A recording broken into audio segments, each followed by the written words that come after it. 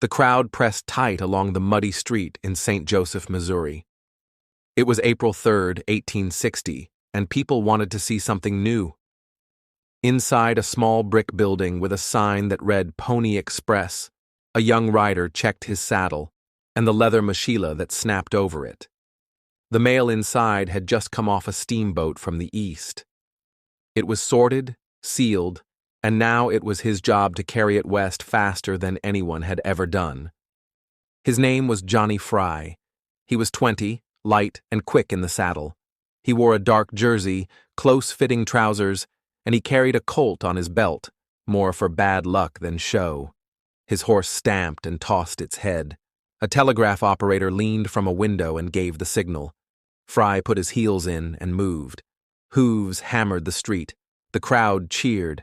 The first ride of the Pony Express had started. The promise was simple to say and hard to keep. St. Joseph to Sacramento in 10 days.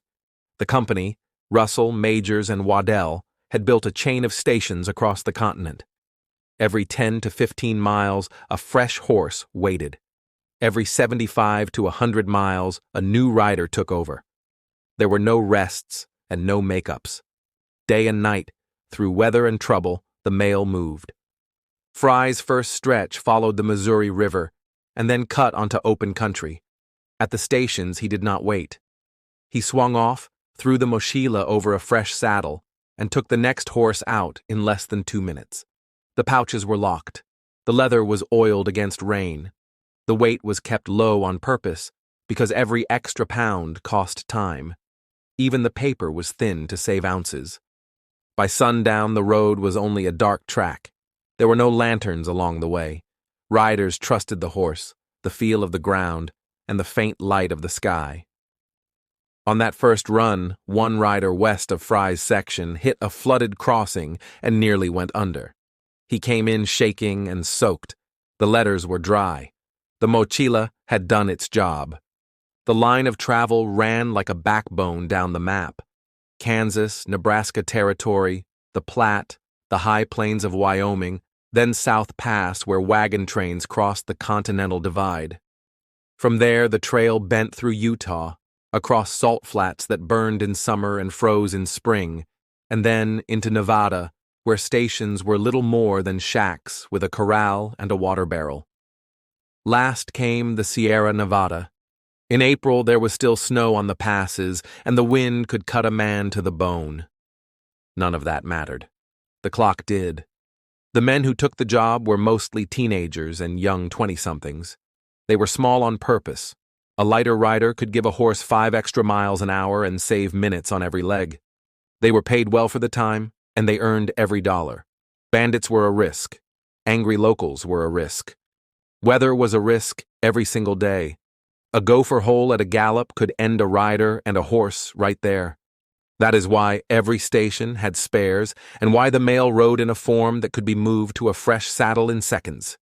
Eastbound and westbound runs left at the same time.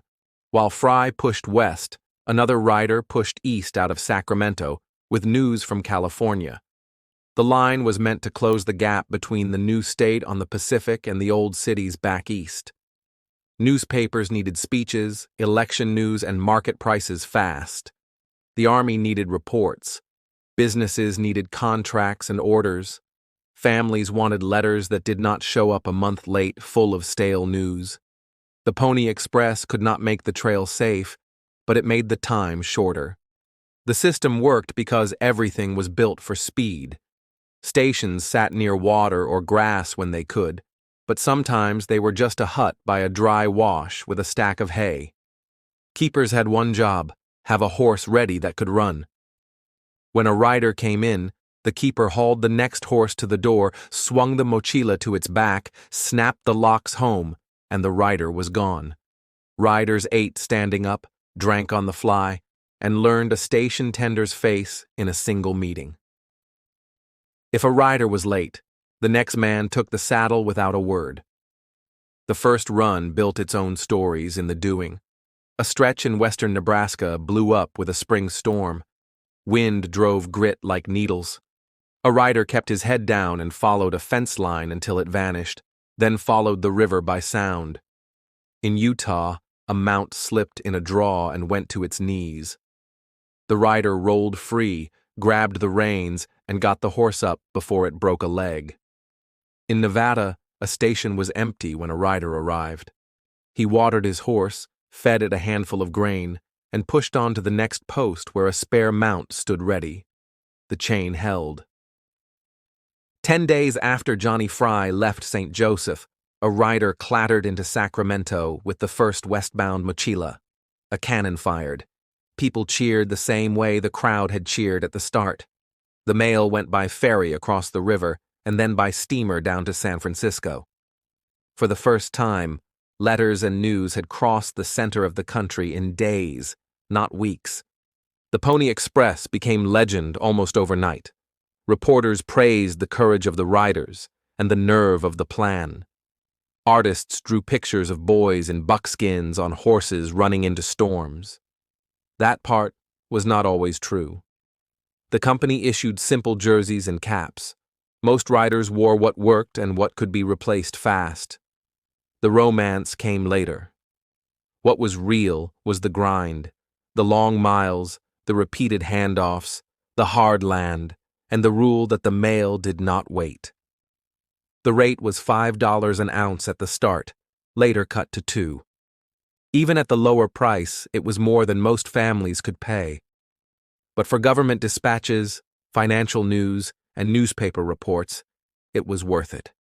And while the pony ran, it linked the country in a way people could feel. Headlines reached San Francisco from New York in a week and a half. A new law, a speech, a ship sinking off Cape Cod. The nation began to hear itself faster. The dangers did not go away. In 1860 and 1861, there were clashes along the line in Nevada during the Pyramid Lake War. A few stations were burned. Riders were chased, and some were killed. Teams rerouted stretches and armed up. Winter piled snow on the Sierra. Men pushed through on snowshoes or led horses chest-deep in drifts, swapping the mochila like a torch. In summer, the heat baked salt flats white and tore the skin off lips.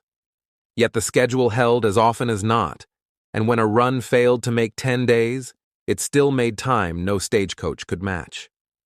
Why did it end so fast? Because technology outran it. On October 24, 1861, the transcontinental telegraph line was completed. Messages could cross the continent in minutes as electrical pulses, not days by horse. 2 days later, the Pony Express shut down. It had lasted about 18 months. The company had spent a fortune on horses, hay, wages, and stations, and it never made that money back. What it left behind was a trail of small places and a long memory. Some stations became ranches or post offices. Some fell into the dirt. A few signs and stone markers show where riders once changed horses in the dark. The route is now crossed by highways and rails, but the idea still grabs people. Short, fast, and brave. Get it there. No excuses. That was the whole thing. Look back at that first day in St. Joseph and you can see why it stuck. A young rider in a narrow street, a crowd leaning in, a horse that wants to run. A leather cover snapped tight over 4 small pockets. The hope that if you move fast enough for long enough, the distance between people can shrink. That is what the Pony Express proved in its first ride, and why the story still holds. Thank you for listening to Deserted Trails. Subscribe for more true stories from the old frontier.